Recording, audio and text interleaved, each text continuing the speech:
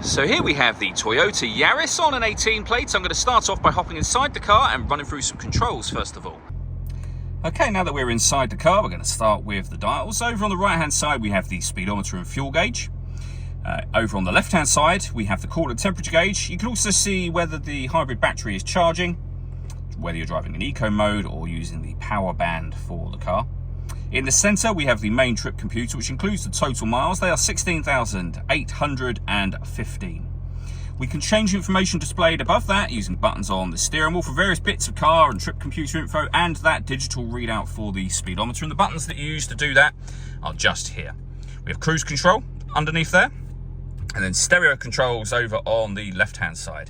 In the centre you'll find the main touchscreen for the car. So up in here we've got our music menu, which is the one we're on at the moment. You can see we've got FM, AM and DAB radio, Bluetooth audio as well. We've got iPod input and USB input.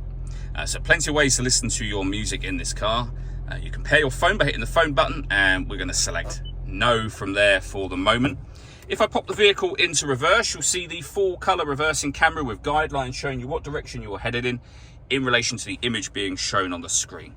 Below that we have dual zone climate control, so you can adjust the passenger temperature, the driver temperature, you can increase and decrease the fan speed, you can determine what direction you'd like the air to be distributed in, and when you're happy with those settings, your air conditioning is on at the minute, so that's off, back on again, or hit auto. The car will now maintain those temperatures by taking full control, and you can hear it doing it, of the fan speed and the direction of the air. You can override that whenever you wish to. Below that we have a 12-volt charging socket and the USB and auxiliary input underneath there.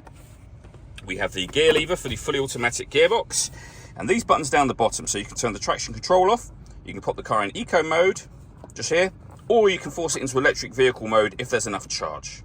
And then last thing I wanted to show you is the satellite navigation. There's a full video that we've done showing how this works, and you can find that on our website and also on our YouTube channel as well. All that leaves me to say is thank you for taking the time to watch this video. If you'd like to come and see the car in person and have a test drive, please feel free to call either of our MJA sites. We'd love to hear from you soon.